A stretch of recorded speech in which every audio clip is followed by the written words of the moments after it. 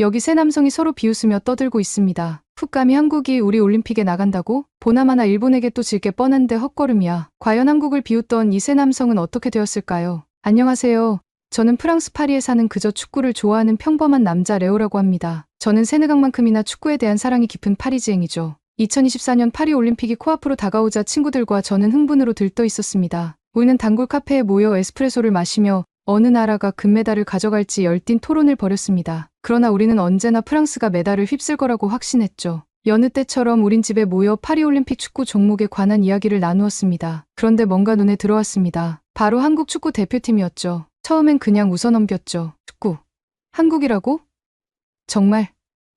가장 친한 친구 중 한 명인 마크가 비웃으며 카페 벽에 울려 퍼지는 그의 불신에 비웃었습니다. 유럽과는 비교도 못하지. 아마 그냥 숫자 노름일 거야. 줄리앙이 웃으며 덧붙였습니다. 그들의 말은 무지에서 오는 오만함이 묻어나는 거칠고 거친 말투였습니다. 하지만 전 그들의 반응을 곧이곧대로 인정할 수만은 없었습니다. 타고난 호기심 때문인지 아니면 항상 약자를 응원하는 성격 때문인지 모르겠지만 한국 축구 대표팀의 눈에 보이는 것 이상의 무언가가 있다는 느낌을 떨쳐버릴 수 없었습니다. 그날 밤 저는 한국 축구의 세계로 뛰어들었습니다. 경기를 보면 볼수록 존경심이 커졌습니다. 선수들의 마음가짐과 실력은 인상적이면서도 감동적이었습니다. 티나 평소에 존경했던 손흥민이 한국인이라는 것을 알았을 때는 정말이지 머리를 한 대 맞은 것 같았다니까요. 그때였습니다. 저는 이 나라를 직접 봐야겠다고 생각했습니다. 다음 날 저는 늘 가던 곳에서 마크와 줄리앙을 만났습니다. 얘들아, 좋은 생각이 났어. 우리 한국으로 가자. 저는 주체할 수 없는 흥분으로 가득 찬 목소리로 외쳤습니다. 어제까지만 해도 같이 한국 축구를 불신했던 제가 이런 태도로 나오니 어이없다는 듯이 웃으며 얘기했죠. 한국. 도대체 우리가 거길 왜 가? 굳이. 마크의 웃음은 조롱에 가까울 정도로 어이없었습니다. 파리보다 더 더러운 후진국일 뿐이잖아. 거긴 우리가 살만한 곳이 아니야. 정신 차려 레오. 줄리앙이 칼처럼 날카로운 목소리로 말했습니다. 하지만 저는 굴하지 않았습니다. 저는 한국 축구팀의 실력과 정실력, 밤늦게까지 조사하며 엿본 한국 문화의 아름다움에 대해 이야기했습니다. 세상에는 유럽 말고도 더 많은 곳이 있었던 거야. 이건 우리에겐 기회라고. 저는 제 안의 불씨를 그들에게도 지피려고 노력했습니다. 며칠 동안 한국 경기 영상, 한국 문화에 관한 기사, 활기찬 도시 사진을 끊임없이 공유했습니다. 처음에는 무시하던 친구들도 드디어 서서히 관심을 보이기 시작했습니다. 비 오는 어느 날 오후, 마크는 마침내 좋아. 레오라고 말하며 한국에 갈 건데 2주 동안만 갈 거야. 그만한 가치가 있어야지. 그렇게 우리의 여행은 시작되었습니다. 과연 이 여행이 우리의 인식을 뒤집고 우리가 상상하지 못했던 세계에 눈을 뜨게 해줄 줄은 꿈에도 모른 채 말이죠. 서울로 향하는 비행기는 걱정과 설렘이 뒤섞여 있었습니다. 그러나 마크와 줄리앙은 여전히 부정적이었고 한국은 후진국이라는 선입견으로 머릿속이 흐려져 있었습니다. 반면에 저는 이런 선입견 너머에 있는 진실을 밝히고 싶었습니다. 비행기가 인천으로 내려오면서 내려다 보이는 거대한 도시의 불빛이 우리를 새로운 세계로 안내하는 것 같았습니다. 인천국제공항에 들어서자마자 우리는 한국의 효율성과 친절함을 처음 접했습니다. 세련된 건축물부터 신속한 출입국 수속까지 모든 것이 파리에서 익숙했던 것과는 완전 정반대였었습니다. 공항은 흠잡을 데가 없었고 저희와 마주친 모든 사람들이 놀라울 정도로 정중하고 친절했습니다. 기대했던 것과는 다르지. 저는 머릿속으로만 그렸던 한국이 자신의 생각과 너무나도 달라 당혹스러운 마크에게 슬쩍 물었고 그도 무의식 중에 고개를 끄덕였습니다. 우리는 공항철도를 타고 마침내 서울로 향했고 열차의 정시성과 청결함에 감탄했습니다. 서울에 도착하자 활기찬 서울의 에너지가 우리를 감쌌습니다. 거리는 북적거리면서도 질서정연했고 고향에서는 볼 수 없었던 청결함을 느낄 수 있었습니다. 현대적인 고층 빌딩과 전통 한옥이 어우러진 서울의 스카이라인은 과거를 존중하면서도 미래를 포용하는 대한민국의 모습이었습니다. 파리에서 지하철은 즐기기보다는 견뎌야 하는 존재였습니다. 하지만 서울에서 지하철은 놀라운 경험이었습니다. 청결함이나 효율성뿐만 아니라 사람들의 예의가 우리를 놀라게 했습니다. 밀치는 사람도 없었고 줄을 서서 기다리거나 노약자나 임산부에게 자리를 양보하는 등 우리 도시에서는 거의 볼 수 없는 모습이었습니다. 마크와 줄리앙도 서울을 탐험하면서 처음에 가졌던 회의적인 생각은 사라지기 시작했습니다. 우리는 인사동 거리를 걸으며 전통 공예품을 감상하고 차분한 한국 차를 마셨습니다. 광장시장에서는 다양한 한국 길거리 음식을 맛보았는데 각 음식마다 전에 경험하지 못한 풍미가 폭발했습니다. 한국은 기술과 대중문화뿐만 아니라 역사와 전통이 깃든 나라이며 현대의 발전과 조화롭게 공존하는 나라라는 것을 깨닫기 시작했습니다. 저녁에는 도시의 불빛이 물에 반사되는 한강변을 산책하곤 했습니다. 한때 한국에 대한 회의론으로 가득했던 우리의 대화는 이제 우리가 겪은 놀라운 경험에 대한 이야기로 이어졌습니다. 어느 날 밤 줄리앙은 후회와 경이로움이 뒤섞인 목소리로 이곳이 낙후된 곳이라고 생각했다니 말도 안 돼 라고 고백했습니다. 마크는 고개를 끄덕이며 이 도시는 제가 상상했던 것과는 전혀 다른 거 있지. 깨끗하고 효율적이고 사람들은 정말 예의 바르고 친절해. 서울에서 열린 축구 경기 관람은 저에게 최고의 하이라이트였습니다. 경기장은 열광적인 팬들로 가득 찼고 그들의 응원은 짜릿한 분위기를 자아냈습니다. 한국 대표팀의 수준 높은 실력과 팀워크는 우리를 감탄하게 만들었습니다. 그 90분 동안 마크와 줄리앙은 제가 심야 경기 세션에서 보았던 것, 즉 축구에 대한 깊은 열정을 가진 나라, 우리를 능가하지는 못하더라도 우리에 필적할 만한 열정을 가진 나라를 마침내 보게 되었습니다. 그리고 마침내 저희는 큰 기대를 모았던 한국과 일본의 경기 티켓을 구할 수 있었습니다. 경기장에 들어서자 공기는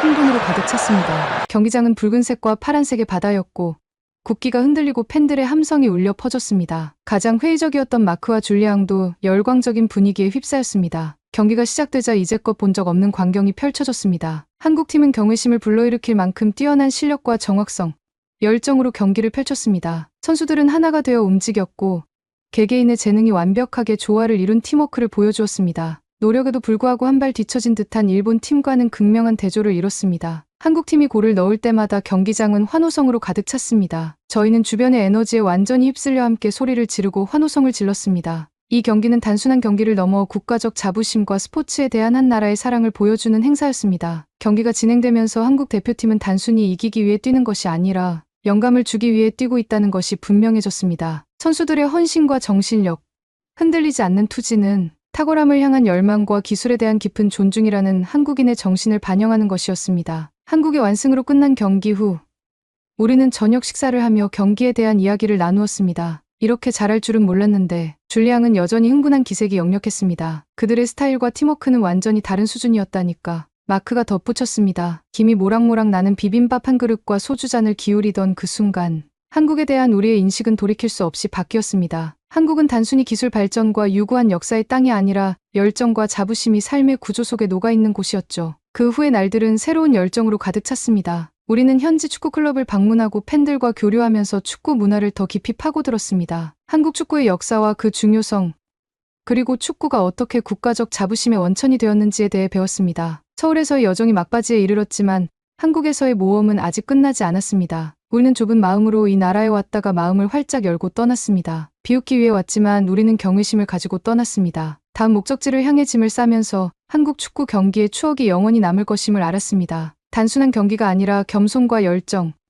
그리고 스포츠가 가진 통합의 힘에 대한 교훈을 얻었으니까요. 축구 경기의 짜릿한 경험이 아직 기억에 생생한 저희는 서울 외곽으로 여행을 떠났습니다. 다음 목적지는 아름다운 해변과 활기찬 문화로 유명한 부산이었습니다. 남쪽으로 내려가면서 풍경이 바뀌고 한국의 다양한 아름다움이 드러났습니다. 부산에 도착하자 해안가에 부서지는 파도, 소리와 울창한 산을 배경으로 펼쳐진 도심의 풍경이 우리를 맞이했습니다. 부산의 활기는 서울과는 또 다른, 좀 더 여유로우면서도 똑같이 매혹적인 매력이 있었습니다. 첫 번째 방문지는 금빛 모래사장과 맑은 바닷물로 유명한 해운대 해수욕장이었습니다. 해변을 따라 걸으면서 청결함과 공동체 의식이 느껴졌습니다. 가족, 친구, 관광객 모두가 조화롭게 공간을 공유하고 있었죠. 짭조름한 바닷바람을 머리에 맞으며 평화로우면서도 강인한 한국의 정신을 진정으로 느낄 수 있었습니다. 다음 날에는 국내 최대 규모의 수산물 시장인 자갈치 수산시장으로 향했습니다. 싱싱한 생선을 외치는 상인들의 목소리와 바다 내음이 가득한 활기찬 분위기는 오감을 자극했습니다. 다양한 해산물 요리를 맛보면서 한국의 음식 다양성에 대해 더 깊이 이해할 수 있었습니다. 하지만 부산에서의 경험을 기억에 남게 만든 것은 장소뿐만 아니라 사람들이었습니다. 가는 곳마다 친절하고 너그러운 사람들을 만날 수 있었습니다. 완벽한 해물찌개 레시피를 알려준 시장의 아줌마, 나이 든 여성을 존칭하는 말라, 즉석에서 도시 투어에 동행해준 대학생 그룹 등 모든 만남이 여행의 풍성함을 더해 주었습니다. 우리의 대화는 언제나 축구로 이어졌고 이곳에서도 축구에 대한 열정이 뜨겁다는 것을 알 수 있었습니다. 우리가 만난 현지인들은 자국 대표팀을 자랑스러워했고 최근 경기에 대해 이야기할 때면 눈빛이 반짝반짝 빛났습니다. 한국에서 축구는 단순한 스포츠가 아니라 지역과 배경이 다른 사람들을 하나로 묶어주는 통합의 힘이라는 것을 알 수 있었습니다. 부산을 떠날 때 우리는 단순한 기념품이 아니라 평생 간직할 이야기와 우정을 가지고 떠났습니다. 다음 목적지는 벽 없는 박물관으로 불리는 역사 도시 경주였습니다. 이곳에서 우리는 고대 무덤과 궁전, 사찰에 둘러싸여 시간을 거슬러 올라갔습니다. 경주의 고즈넉한 아름다움과 풍부한 역사는 서울과 부산의 번화한 도시와는 극명한 대조를 이루면서도 매혹적이었습니다. 경주에서 보낸 시간은 한국의 역사와 현대 문화에 미친 영향에 대한 이해를 깊게 해주었습니다. 불국사를 둘러보며 정교한 석탑과 평화로운 분위기에 감탄했습니다. 불국사는 과거와 현재가 합쳐진 듯한 사색의 장소였습니다. 천년 된 나무 그늘 아래 앉아 한국에서의 여행이 우리를 어떻게 변화시켰는지 이야기했습니다. 우리는 선입견을 가지고 왔지만 한국의 문화와 국민, 그리고 축구에 대한 불굴의 열정에 대해 깊은 존경심을 가지고 떠났습니다. 가장 눈에 띄는 차이점 중 하나는 한국 도시의 안전과 치안입니다. 파리의 경우 다른 유럽의 수도와 마찬가지로 소매치기는 여행자의 마음 한구석에 항상 도사리고 있으며 특히 관광 명소나 대중교통과 같이 사람이 많이 모이는 곳에서는 더욱 그렇습니다. 하지만 한국의 치안 수준은 예외적이었습니다. 늦은 밤에도 도난이나 사소한 범죄에 대한 걱정 없이 서울 거리를 돌아다닐 수 있었습니다. 이러한 안정감은 신선한 변화였으며 한국의 사회적 가치와 법 집행에 대해 많은 것을 시사하는 것이었습니다. 또 하나 눈에 띄는 점은 한국 도시의 청결함입니다. 서울과 부산의 거리를 거닐다 보면 유럽 도시에서 흔히 볼 수 있는 쓰레기나 낙서를 발견하기 어려웠습니다. 파리에서는 인도에 버려진 게 배설물 문제가 잘 알려져 있어 현지인과 관광객 모두에게 불편과 불쾌감을 주는 경우가 많습니다. 이와는 반대로 한국의 길거리는 꼼꼼하게 정비되어 있어 공공장소를 존중하는 문화가 뿌리 깊게 자리 잡고 있음을 알 수 있습니다. 한편으로는 내가 한국인이 아닌 것에 대한 서글픔까지 자라나고 있었습니다. 한국의 공중화장실은 깨끗하고 현대적이며 아기 기저귀, 교환대나 무료 와이파이 같은 편의시설을 갖추고 있어 놀라웠습니다. 깨끗하고 잘 관리된 공중화장실을 찾기가 쉽지 않은 유럽 도시에서는 이런 수준의 공공 서비스를 거의 접할 수 없었습니다. 한국의 환경의식은 또 다른 강점입니다. 녹지 공간 재활용, 지속 가능한 생활에 대한 노력은 우리가 방문한 모든 도시에서 분명하게 드러났습니다. 이러한 접근 방식은 많은 노력에도 불구하고 오염과 환경, 파괴에 대한 투쟁이 여전히 중요한 과제로 남아있는 많은 유럽 도시들과는 뚜렷한 대조를 이뤘습니다. 또한 한국의 기술 발전은 일상생활에서도 확연히 드러났습니다. 거의 모든 곳에서 사용할 수 있는 초고속 인터넷부터 일상적인 거래와 상호작용의 기술, 통합에 이르기까지 한국은 많은 유럽 국가들이 여전히 달성하기 위해 노력하고 있는 수준의 기술 통합을 보여주었습니다. 한국을 여행하는 동안 진보적이고 미래지향적인 국가가 어떤 모습일 수 있는지에 대한 교훈을 얻을 수 있었습니다. 한국에서 경험한 청결, 안전, 환경의식, 기술 발전은 단순히 인상적이기만 한 것이 아니라 영감을 불러일으켰습니다. 한국은 전통에 대한 존중과 혁신에 대한 추진력 사이에서 균형을 유지하며 많은 서구 국가들이 선망할 수 있는 표준을 제시하는 나라였습니다. 다음 목적지로 이동할 준비를 하면서 저희는 한국에 대한 새로운 감사를 느꼈습니다. 한국은 우리의 인식에 도전하고 존중, 안전, 청결, 진보를 중시하는 사회의 가능성을 보여주었습니다. 한국은 선진국과 보조를 맞추는 것이 아니라 여러 면에서 앞서 나가고 있었습니다. 한국에서의 여정은 거의 끝나가고 있었지만 우리가 배운 교훈과 경험은 영원히 남을 것입니다. 우리는 서울의 역동성, 부산의 매력, 경주의 역사적 풍요로움을 목격했습니다. 각 도시마다 고유한 스토리를 가지고 있었지만 깊은 자부심과 문화에 대한 찬사, 아름다운 축구 경기에 대한 사랑이라는 공통분모를 가지고 있었습니다. 활기찬 한국의 땅을 뒤로하고 비행기가 상승하자 우리 모두는 방금 경험한 놀라운 여정을 떠올리며 생각에 잠겼습니다. 서울의 불빛은 저 멀리 사라졌지만 우리가 얻은 교훈과 감동은 우리 마음속에서 밝게 빛났습니다. 파리로 돌아오자 익숙한 도시의 풍경과 소리가 우리를 반겨주었습니다. 하지만 우리 안에는 무언가 변화가 있었습니다. 매일 걸었던 거리가 다르게 보였고 한국이라는 새로운 렌즈를 통해 거리를 바라보게 되었습니다. 이전에는 간과했던 쓰레기, 급하고 개인주의적인 삶의 속도, 한국에서 목격했던 공동체 지향적이고 서로를 존중하는 삶의 방식과는 극명하게 대비되는 모습을 발견했습니다. 그 후 며칠 동안 우리는 한국의 정신을 파리 생활에 어떻게 접목할 수 있을지 논의했습니다. 공공장소에 대한 존중, 공동체 복지에 대한 강조, 전통과 현대의 완벽한 조화 등은 우리 사회에 큰 도움이 될 수 있다고 생각했습니다. 우리는 일상에서 작은 변화를 실천하기 시작했습니다. 환경을 더 신경 쓰고 공공시설을 더 존중하며 친구와 가족들에게 한국에서 경험한 공동체 책임의 개념을 소개하기 시작했습니다. 깨끗한 한국의 거리, 효율적인 대중교통, 과거와 현재가 조화롭게 공존하는 모습, 그리고 한국인의 변함없는 정신에 대한 이야기를 나누었습니다. 또한 한국 여행을 통해 우리 도시의 문화유산을 더욱 깊이 있게 탐구할 수 있는 계기가 되었습니다. 우리는 파리의 유적지를 새로운 자부심으로 감상하기 시작했고 현대 세계의 변화를 수용하면서 우리의 풍부한 문화 역사를 보존하는 것이 중요하다는 것을 깨달았습니다. 열렬한 축구 팬인 우리는 서울에서 처음 우리를 사로잡았던 스포츠맨십과 팀 정신에 매료되어 한국 축구를 더 가까이서 지켜보게 되었습니다. 한국 경기를 보기 위해 모임을 만들어 친구들과 한국 축구에 대한 새로운 감탄을 나누기도 했습니다. 동료 및 지인들과의 대화는 종종 한국에서의 경험으로 이어졌습니다. 우리는 기술 발전, 환경의식, 사회적 가치관 등 여러 측면에서 한국을 리더로 만든 요소들에 대해 이야기했습니다. 여행을 통해 우리는 한국 문화에 대한 오해를 풀고 우리가 배운 교훈을 나누고 싶어하는 비공식 한국 문화 홍보대사로 거듭났습니다. 그 후 몇 달 동안 한국 여행은 단순한 추억을 넘어 우리 삶을 변화시키는 촉매제가 되었습니다. 우리는 사회의 진정한 발전은 기술 발전이나 경제 성장에만 있는 것이 아니라 존중을 키우고 공동체를 육성하며 유산을 보존하고 미래를 포용하는 것 사이의 균형을 찾는 것임을 깨달았습니다. 이러한 교훈을 파리 생활에 접목하면서 언젠가는 한국에서 동경했던 전통과 현대가 조화롭게 어우러진 도시를 우리도 만들 수 있으리라는 희망을 품게 되었습니다. 우리의 여정은 끝났지만 한국에서의 경험은 일상에서 계속 울려 퍼지며 모든 사회에는 가르칠 것이 있고 배울 것이 있다는 것을 상기시켜 주었습니다. 첫 번째 사연은 여기까지인데요. 다음 사연도 꼭 봐주실 거죠? 안녕하세요. 어눌한 발음으로 한국 여행객이 얘기하자 마을 사람들은 문을 쾅 닫고 소리 질렀습니다. 어이 거기. 너 따위는 들어올 곳이 아니야. 누가 봐도 한국 발음이네. 너네가 감히? 이 이야기는 스웨덴에 놀러갔던 어느 한국인에 관한 신비한 이야기입니다. 안녕하세요.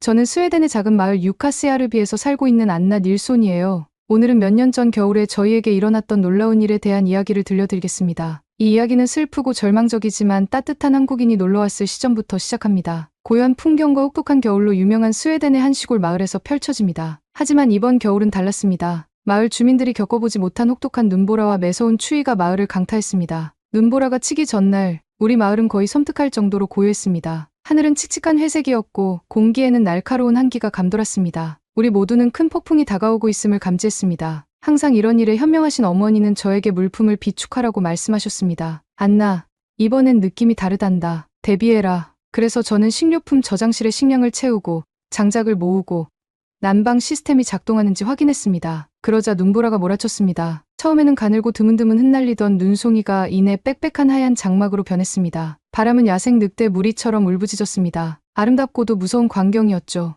해질 무렵 우리 마을은 두꺼운 눈 속에 파묻혔습니다. 전기가 깜빡이다가 이내 꺼져버렸습니다. 벽난로에서 나오는 불빛이 유일한 빛이었고 우리는 어둠 속으로 빠져들었습니다. 얼굴은 창백하고 손은 차가웠던 어머니를 담요로 감싸 안았던 기억이 납니다. 평소 따뜻함의 안식처였던 우리 집이 추위에 굴복하는 것 같았습니다. 어머니와 이웃들이 걱정되어 밤새 불을 지피며 밤을 지새웠어요. 다음날 아침 눈보라가 몰아치는 가운데 누군가 우리 집 문을 두드렸습니다. 이런 날씨에 여행객이 우리 마을을 방문하는 것은 이제껏 한 번도 없었던 놀라운 일이었죠. 문을 열고 들어가니 온몸이 눈으로 뒤덮인 채 배낭을 어깨에 메고 있는 한 남자가 보였습니다. 그는 한국에서 온 진솔이라는 남성이었습니다. 그는 추위로 볼이 발갛게 달아오른 채 떨고 있었습니다. 안녕하세요. 묵을 곳이 필요해요. 그가 겨우 속삭이는 듯한 목소리로 어눌한 영어로 말했고 저는 놀랐지만 그를 맞이했습니다. 이런 날씨에 누구도 외출해서는 안 되니까요. 눈보라는 멈추지 않았습니다. 저희의 장작마저도 이 날씨를 이길 순 없었고 마을은 비상사태에 빠졌습니다. 노숙자 몇 명을 포함한 일부 노인들이 영하의 기온을 견디지 못하여 동사했다는 소식까지 들었었어요. 그건 정말 아직까지도 슬픈 일입니다. 모두들 서로를 돕기 위해 최선을 다하고 있었지만 우리 모두는 힘들었습니다. 그러나 저희 모두를 당황하게 한 것은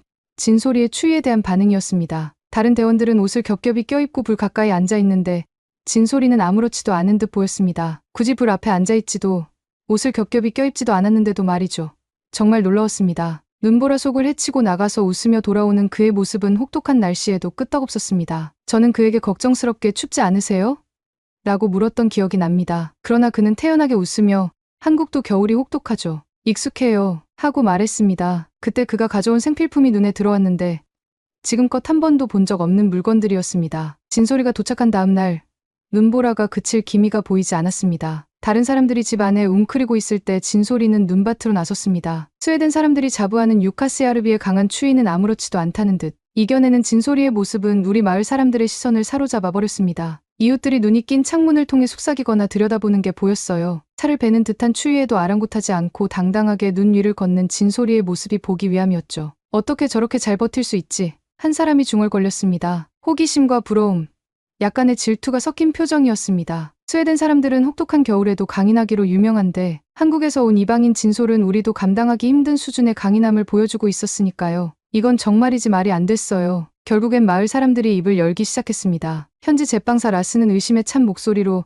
뭔가 특별한 비법이 있는 게 틀림없어라고 말했습니다. 꽃집을 운영하던 잉그리드는 한국 음식 때문일지도 몰라요라고 제안했습니다. 소문은 점점 커져갔고 진솔의 힘에 감탄하는 사람들도 있었고 의문을 품거나 질투를 하는 사람들도 많았죠. 평소에는 반갑게 맞아주던 우리가 이런 반응을 보인 것은 저희조차 당황하는 일이었습니다. 하지만 눈보라라는 극한의 상황이 모두의 기분에 영향을 미쳤습니다. 사람들의 수군거림에도 불구하고 진솔은 겸손한 자세로 도움을 주었습니다. 그는 폭풍을 견디지 못한 노인들을 위해 도움을 주겠다고 했습니다. 누가 시키지도 않았는데도 요한슨 씨 집 진입로에 쌓인 눈을 치우는 모습을 지켜보았습니다. 그의 행동은 어떤 말보다 더 큰 감동과 교훈을 남겼던 것이죠. 마을 사람들뿐만이 아닌 저도 진소리에게 흥미를 느꼈습니다. 어느 날 저녁, 저는 그에게 도대체 어떻게 추위를 잘 견디는지에 대해 물어봤습니다. 그는 멋쩍게 웃으며 한국의 겨울 이야기를 들려주기 시작했습니다. 눈 덮인 산과 그곳 아이들이 추위 속에서 눈사람을 만들고 얼어붙은 호수에서 스케이트를 타며 놀았다는 이야기를 들려주었습니다. 그의 설명을 들으니 한국 겨울의 칼바람이 느껴질 정도로 생생한 그림이 그려졌습니다. 그때 진소리가 우리 마을을 완전히 바꿔놓을 무언가를 보여줬습니다. 그는 배낭을 열고 작은 휴대용 난방기구를 꺼냈습니다. 이건 한국식 핫팩이에요. 그가 설명했습니다. 겨울철에 따뜻하게 지내기 위해 사용하는 거예요. 그가 작동 원리를 설명하는 동안 저는 온기가 뿜어져 나오는 것을 느꼈고 그 온기가 방 전체에 퍼져나가는 것 같았습니다. 저희 모두 이거면 앞으로의 겨울은 안전할 거라는 생각을 한 듯 코가 빨개진 서로를 바라보며 끄덕였고 그건 곧 사실이 되었죠. 진소리의 한국식 핫팩에 대한 소문은 곧바로 마을에 퍼져나갔습니다. 처음에 질투는 경외심으로 바뀌었습니다. 사람들은 진솔 씨에게 한국에 대해, 기술에 대해, 겨울을 나는 방법에 대해 질문하기 시작했습니다. 진솔은 인내심을 가지고 모든 질문에 답했고 그의 이야기는 한국을 새로운 시각으로 바라보게 했습니다. 시간이 지나면서 진솔 씨에 대한 마을 사람들의 인식은 의심에서 존경으로 바뀌었습니다. 단순히 추위를 잘 견디는 외국인이 아니라 마을에 한국의 새로운 지식과 따뜻함을 가져다준 중요한 인물로 바라보기 시작한 것입니다. 눈보라가 계속되자 이제 진솔 씨는 마을 사람들의 관심을 한 몸에 받았습니다. 그는 핫팩뿐만 아니라 한국식 방한용품을 한 몸에 가지고 온 것이었죠. 그가 공개하는 아이템은 하나하나가 혁신적이었고 한국 문화를 공유한다는 자부심이 느껴졌습니다. 뭐가 그리 멋졌냐고요? 하나하나 셀 수도 없지만 얘기해보겠습니다. 진솔 씨가 온 지 4일째 되는 날이었습니다. 그날은 더욱이 추위가 심했고 진솔은 늘 있던 일이라는 듯이 전기 손난로를 꺼내 들었습니다. 매끈하고 컴팩트한 디자인의 충전식 손난로였습니다. 한국에서는 겨울에 산에 갈 때 이걸 사용하죠. 그가 설명했습니다. 마을 사람들은 놀라워했습니다. 이전에도 손난로를 본 적은 있지만 이만큼 발전된 제품은 없었거든요. 특히 마을 아이들은 손난로가 작동하는 모습을 보기 위해 진솔 씨 주위에 모여들며 흥미로워했습니다. 진솔 씨가 사실은 2050년에서 온 사람이 아닐까 하고 진지하게 생각해보기도 했었습니다. 하지만 그게 다가 아니었습니다. 진솔 씨는 극한의 추위를 대비해 특별히 고안된 보온 의류도 소개했습니다. 그는 특수 보온 소재를 안감으로 사용해 가볍지만 놀라울 정도로 따뜻한 재킷을 보여주었습니다. 그걸 입어보는 사람마다 마치 휴대용 히터를 착용한 것 같다며 농담을 건넸습니다. 진솔 씨가 가져온 핫팩을 들고 재킷을 입어보니 따뜻한 걸 넘어서 땀이 날 정도였다니까요. 부피가 큰 겨울 옷에 익숙한 마을, 주민들은 슬림한 디자인과 보온 효과에 감탄했습니다. 진솔 씨가 다음으로 공개한 것은 휴대용 온열 방석 세트였습니다. 한국의 야외 행사에서 인기가 많은 제품이에요. 그가 말했다. 특히 앉으면 뼛속까지 냉기가 스며든다고 불평하던 마을 어르신들에게 큰 인기를 끌었습니다. 이어서 진솔 씨는 난로에서 나오는 열로 집안 바닥을 데우는 한국의 전통 난방 방식인 온돌 난방에 대한 이야기를 들려주었습니다. 그는 오래된 방식이지만 한국에는 아직도 온돌 바닥이 있는 집이 많다고 설명했습니다. 온돌 바닥이라는 개념은 우리에게는 생소했고 마을 사람들의 상상력을 자극했습니다. 여기에서는 일부 상위층 계열 사람들이나 가질 수 있는 게 따뜻한 바닥이었는데 대부분의 한국인들은 그런 삶을 누리고 있다는 게 정말이지 놀라웠습니다. 눈보라 속에서도 따뜻한 바닥을 맨발로 걷는다는 생각은 꿈만 같았습니다. 한국의 겨울철 기술이 유입되면서 마을 주민들 사이에서는 많은 논의가 이어졌습니다. 한국의 역사, 발전상, 문화 등 한국에 대해 더 많이 배우기 시작했습니다. 진소리가 들려주는 이야기와 도구들은 우리가 잘 알지 못했던 세계로 향하는 문을 열어주었습니다. 처음에는 질투와 의심으로 가득했던 마을 사람들의 시선은 존경과 동경으로 바뀌었습니다. 진솔은 더 이상 추위를 견디는 한국인 여행자가 아니라 친구이자 선생님이 되었습니다. 자신의 문화와 지식을 기꺼이 나누고자 하는 그의 마음은 눈 덮인 마을의 설렘과 새로움을 가져다 주었습니다. 어느 날 저녁, 진솔 씨는 현지 여관의 벽난로 주위에 모여 즉석에서 한국 문화의 밤을 열었습니다. 그는 한국의 풍경을 담은 영상을 보여주고 한국 전통 음악을 연주하고 한국어 구절도 몇 개 가르쳐 주었습니다. 불빛뿐만 아니라 공동체 의식과 우정에서 우러나오는 따뜻한 분위기가 느껴졌습니다. 진소리의 한국 문화의 밤이 끝나고 며칠 후 진소리가 저에게 한 가지 아이디어를 제안했습니다. 안나, 제가 마을을 더 도울 수 있을 것 같아요. 그가 진지하게 말했습니다. 한국의 난방용품을 모두와 나누고 싶다는 것이었습니다. 눈보라는 멈출 기미가 보이지 않았고 많은 사람들, 특히 노인과 노숙자들은 추위를 견디기 힘들어하고 있었습니다. 진솔은 핫팩과 손난로 등의 물품이 부족했지만 의지가 강했습니다. 그는 한국에 있는 친구들에게 연락해 우리의 상황을 설명했습니다. 놀랍게도 며칠 만에 난방용품 상자가 도착하기 시작했습니다. 평소 한산했던 마을 우체국이 분주하게 움직이기 시작했습니다. 저는 진소리와 함께 마을에 관해서 나눔의 날 행사를 준비했습니다. 진소리의 설명을 들은 마을 주민들은 모두 기다렸다는 듯이 달려왔습니다. 진솔이는 따뜻한 미소를 지으며 직접 물품을 나눠주었습니다. 그는 한 명 한 명에게 물품의 사용법을 알려주며 기능에 대한 이해를 도왔습니다. 가장 감동적인 순간은 어르신 댁을 방문했을 때였습니다. 온열 방석과 보온 의류를 나눠드리자 가장 힘들어하던 어르신들의 얼굴이 환하게 밝아졌습니다. 잘 웃지 않으시던 스벤손 할아버지는 방석에서 느껴지는 온기를 느끼시며 웃으셨습니다. 마치 여름 햇볕 아래 앉아있는 것 같아요. 라고 그는 눈을 반짝이며 말했습니다. 진솔 씨는 단순히 물품을 나눠주는데 그치지 않고 교육도 진행했습니다. 그는 핫팩에 담긴 과학적 원리와 보온 의료에 적용된 기술을 설명했습니다. 마을 주민들은 스웨덴의 겨울 생존 기술에 대한 이야기를 나누었습니다. 지식과 문화의 아름다운 교류가 이루어졌습니다. 마을의 분위기는 눈에 띄게 달라졌습니다. 절망과 무력감이 가득했던 마을에 희망과 동지애가 생겼습니다. 한국의 난방용품은 하늘이 내린 선물이었지만 마을을 진정으로 따뜻하게 만든 것은 진솔의 나눔의 정신이었습니다. 이를 축하하기 위해 우리는 여관에서 공동체 만찬을 준비했습니다. 진솔이 준비한 스웨덴 전통 음식과 한국 간식이 어우러진 만찬은 모두가 함께 나눌 수 있는 음식이었습니다. 만찬장은 웃음과 음악, 이야기로 가득 찼습니다. 우리 마을의 새로운 화합을 상징하는 잔치였습니다. 그날 밤 마을 주민들을 둘러보며 진솔이가 온 후 얼마나 많은 변화가 있었는지 깨달았습니다. 우리는 더 이상 눈보라에 맞서 싸우는 사람들이 아니라 함께 배우고 성장하는 공동체가 되었습니다. 진솔이가 가져온 온기는 물리적 온기뿐만 아니라 인간적 교감과 이해의 온기에 불을 지폈습니다. 밤이 깊어갈 무렵 진솔이가 자리에서 일어나 말을 시작했습니다. 그는 자신을 환영해준 우리에게 감사하며 도움을 줄 수 있다는 사실에 기쁨을 표했습니다. 저는 다른 세상을 경험하기 위해 스웨덴에 왔습니다. 그가 말했습니다. 하지만 저는 그 이상을 찾았습니다. 친구를 찾았고 제2의 고향도 찾았습니다. 복도에는 건조한 눈동자 하나 보이지 않았습니다. 사실은 진솔이가 눈보라를 뚫고 처음 마을에 도착했을 때 마을 사람들은 진솔이에 대해 회의적인 반응을 보였습니다. 마을 주민들에게 한국은 단편적인 뉴스나 고정관념으로만 알려진 먼 나라에 불과했습니다. 심지어 일부는 아시아 이웃 국가들에 비해 개발이 덜 되었다고 무시하기도 했습니다. 우리가 한국에서 무엇을 배울 수 있을까? 라는 말을 자주 들었습니다. 하지만 혹독한 겨울은 전환점이 되었습니다. 추위와 눈이 일상을 위협하는 가운데 진솔이의 회복 탄력성과 그가 가진 따뜻함이 마을 사람들의 선입견을 깨뜨리기 시작했습니다. 우리가 자랑스러워하던 추위를 견뎌내는 진솔이의 능력은 사람들의 시선을 가장 먼저 사로잡았습니다. 진솔 씨가 핫팩과 전기 손난로, 온돌 난방 시스템에 대한 이야기를 들려주자 마을 사람들의 호기심은 더욱 커졌습니다. 단순히 신기한 물건이 아니라 수준 높은 혁신 문화를 상징하는 물건들이었죠. 마을 주민들은 감탄했고 처음의 거부감은 호기심으로 바뀌었습니다. 진솔의 한식의 밤은 환희 그 자체였습니다. 풍부한 역사, 활기찬 현대 문화, 그리고 그가 소개하는 맛있는 음식은 눈을 뗄 수 없게 만들었습니다. 김치와 불고기를 맛보고 한국의 풍경을 담은 영상을 보고 전통음악을 들으며 마을을 바라보는 시각이 달라지기 시작했습니다. 이러한 문화적 변화를 주도한 것은 처음에는 새로운 것에 이끌린 젊은 세대였습니다. 우리는 K-팝과 K-드라마를 공유하며 한국 대중문화에 빠져들었습니다. 우리의 열정은 전염성이 강했고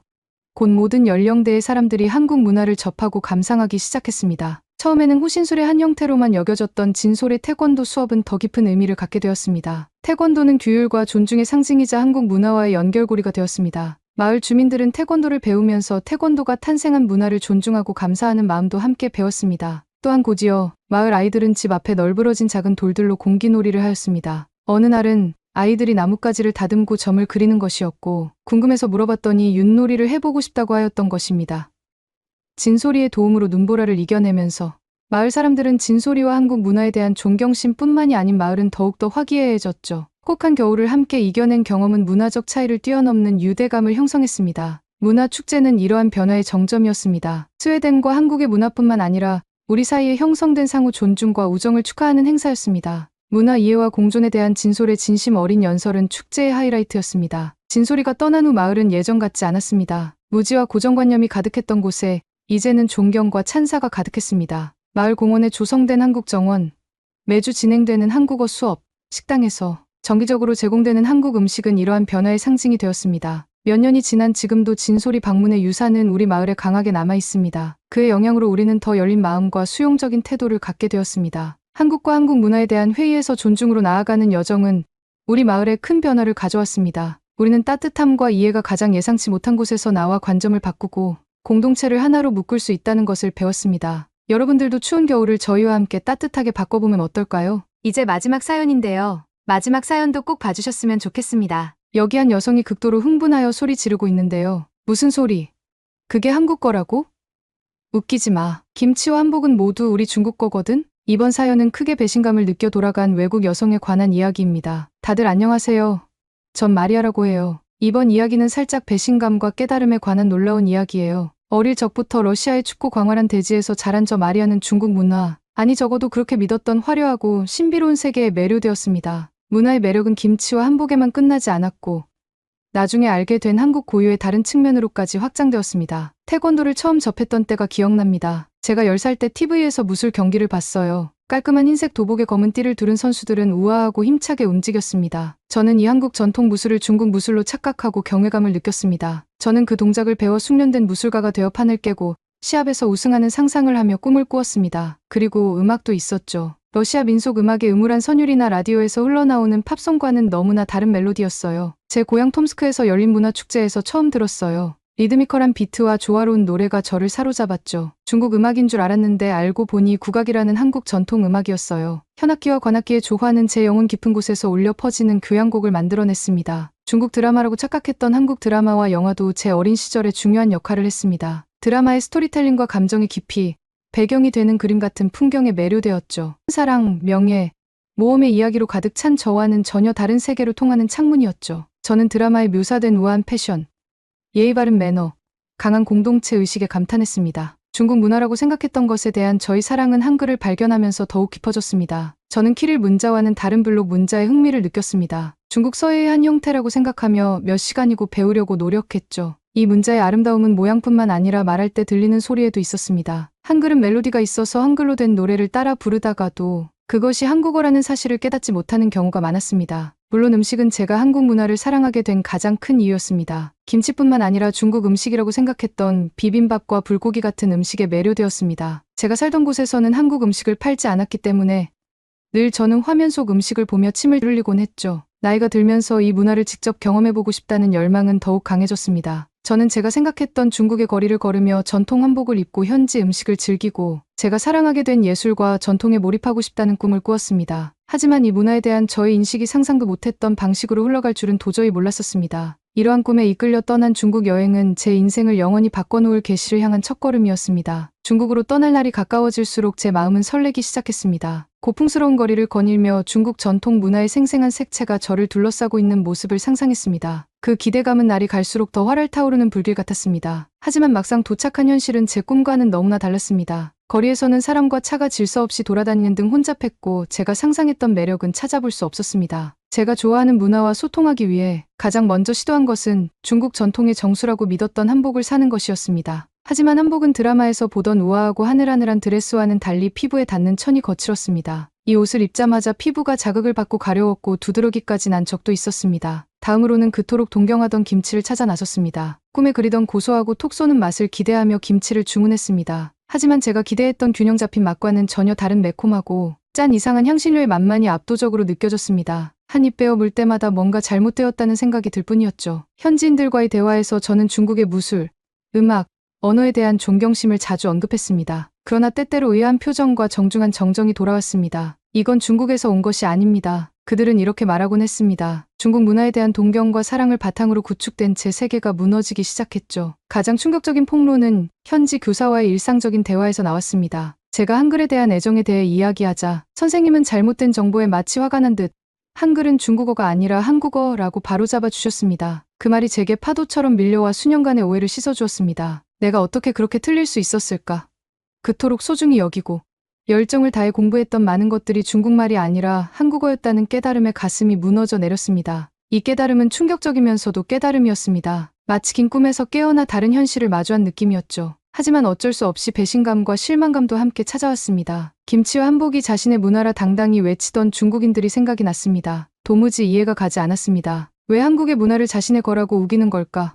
중국에 속았다는 생각과 배신감이 머릿속을 떠나질 않았죠. 환멸 속에서 저는 즉흥적으로 결정을 내렸습니다. 중국이라고 잘못 믿었던 모든 것의 진정한 기원인 한국으로 가기로 했습니다. 무거운 마음이지만 한 가닥 희망을 품고 서울행 티켓을 예매했습니다. 불안과 호기심이 뒤섞인 마음으로 한국에 도착했습니다. 내가 중국에서 찾던 모든 것이 이곳에서 이루어질 수 있을까? 비행기에서 내리면서 저는 또 다른 놀라움에 대비했습니다. 한국이 지난 여정에서 받은 상처를 치유해 줄 뿐만 아니라 오랫동안 잊고 지냈던 문화에 대한 열정을 다시 불러일으킬 수 있는 경험을 선사할 줄은 꿈에도 몰랐죠. 서울에 도착하자마자 도시의 활기찬 에너지가 저를 감쌌습니다. 거리는 깨끗하고 활기가 넘쳤는데 중국에서의 경험과는 극명한 대조를 이뤘습니다. 마치 익숙하면서도 새로운 다른 세계에 들어선 것 같았습니다. 길거리 음식에 고소한 냄새가 가득했고 분주한 시장 소리와 활기찬 대화 소리가 저를 둘러싸고 있었습니다. 마치 어릴 적 보던 한국 드라마와 같은 모습이었고 제가 꿈에 그리던 이상적인 풍경이었죠. 서울에서의 첫날은 새로운 발견의 연속이었습니다. 저는 현대적인 고층 빌딩과 전통 한옥이 나란히 서 있는 도심으로 들어섰습니다. 중국에서는 볼 수 없었던 과거와 현재가 완벽하게 조화를 이루는 모습에 감탄했습니다. 사람들은 언어의 장벽에도 불구하고 친절하고 환대하며 미소와 도움을 주었습니다. 정통 한국 김치를 처음 접했던 날이었죠. 가족이 운영하는 작은 식당에서 주인이 따뜻한 미소와 함께 갓 담근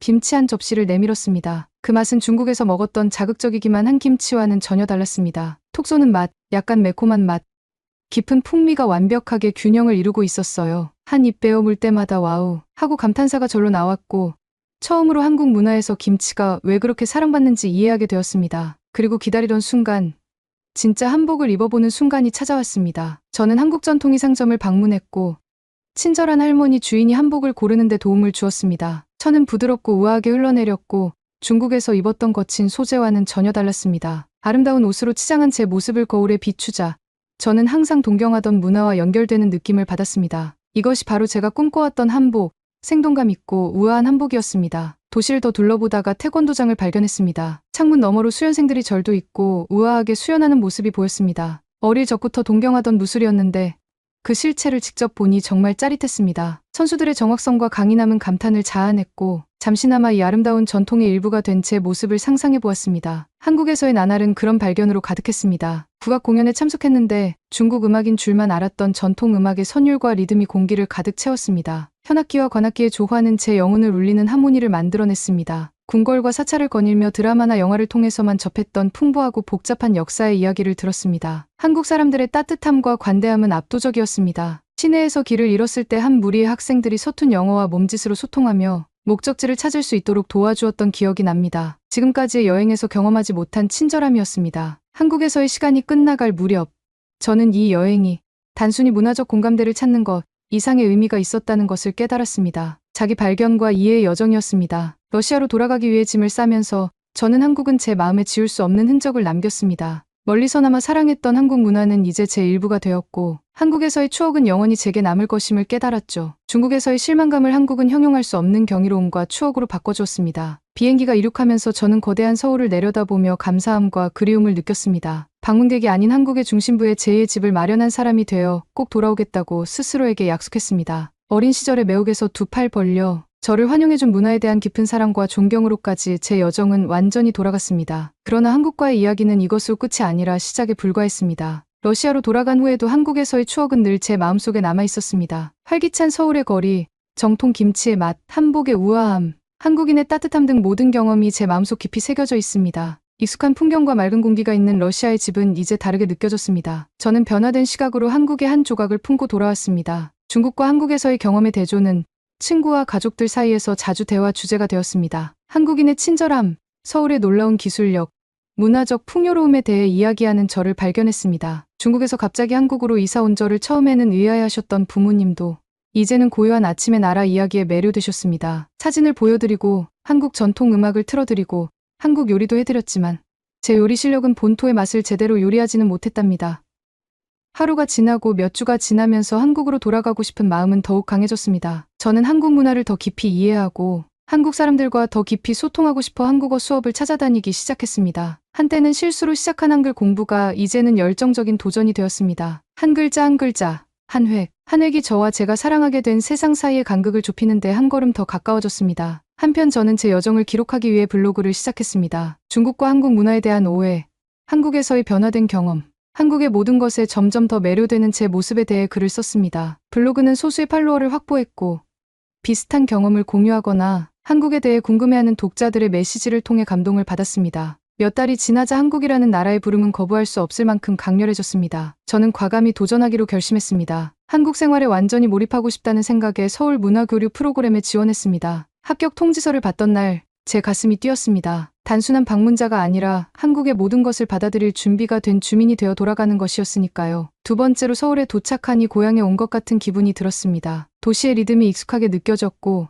그 에너지가 저와 일치하는 것 같았거든요. 이 프로그램을 통해 한국인 호스트 가정에 머물게 되었는데 그들은 두 팔 벌려 저를 환영해 주었습니다. 호스트 부모님인 김 씨 부부는 저를 친딸처럼 대하는 친절한 노부부였습니다. 전통 다도부터 김치 담그는 법까지 일상적인 한국 생활의 미묘한 차이를 소개해 주셨어요. 문화 워크숍과 어학 수업에 참석하고 한국 서예에도 도전해 보았습니다. 각기 다른 매력을 지닌 한국의 여러 지역을 탐험했습니다. 제주도의 물도 마셔보고 경주의 유서 깊은 역사까지 열심히 배웠습니다. 그리고 교환학생 프로그램이 막바지에 다다랐을 때 저는 한국과의 인연을 그냥 두고 떠날 수 없다는 것을 깨달았습니다. 저는 체류 기간을 연장하고 일자리를 구해 결국 서울에 정착하는 제2의 인생을 맞이했습니다. 그리고 전 세계 사람들과 한국의 아름다움을 연결하고 싶은 마음에 저만의 블로그를 계속 운영했습니다. 꿈으로 시작해서 현실이 된 한국에 첫 발을 내디딘 지 어느덧 몇 년이 지났습니다. 이제 저는 한국 문화를 알리고 동서양의 간극을 좁히는 제 목적을 찾았습니다. 제 발견의 여정은 소속감의 여정으로 바뀌었습니다. 돌이켜보면 오해에서 깨달음에 이르기까지 제가 걸어온 길의 모든 우여곡절에 감사할 따름입니다. 유구한 역사, 활기찬 문화,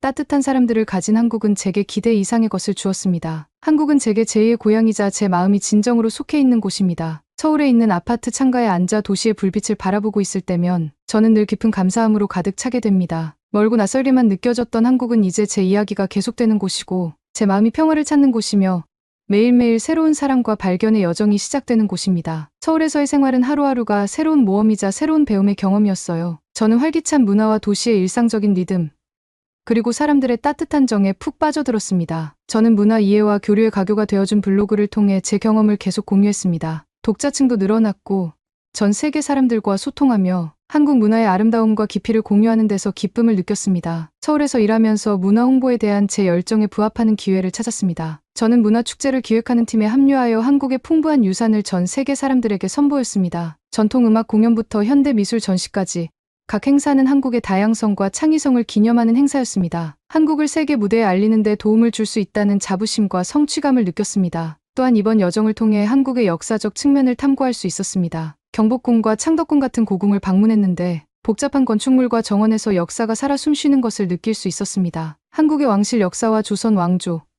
그리고 대한민국을 만든 왕과 왕비의 이야기에 대해 배웠습니다. 이러한 방문을 통해 한국의 과거와 현재에 미치는 영향에 대한 이해가 깊어졌습니다. 한국의 아름다운 자연 또한 저를 사로잡은 또 다른 요소였습니다. 저는 시골을 여행하며 한국 시골의 평온함을 경험했습니다. 구불구불한 언덕과 고즈넉한 사찰, 경치, 좋은 등산로는 번잡한 도시 생활에서 벗어나 평화로운 휴식을 제공했습니다. 논과 차밭을 방문하며 한국 전통 농업에 대해 배웠고 한국인과 땅 사이의 깊은 유대감을 이해할 수 있었습니다. 한국에서의 요리 여행도 계속되었습니다. 요리 수업을 들으며 잡채, 떡볶이, 삼겹살 같은 요리를 배웠어요. 한국 요리의 미묘함, 맛의 균형, 프레젠테이션의 중요성을 알게 되었죠. 한국인 친구들, 호스트 가족과 함께 식사를 나누면서 음식이 단순한 생계수단이 아니라 삶의 기쁨과 슬픔을 함께 나누고 유대감을 형성하는 한식의 공동체적 측면을 경험했습니다. 한국어 실력이 향상되면서 현지인들과 더 깊은 유대감을 형성할 수 있었습니다. 대화가 더욱 의미 있게 느껴졌고 한국인의 삶의 방식에 대한 통찰력을 얻게 되었습니다. 사람들 사이의 무언의 유대감과 애정,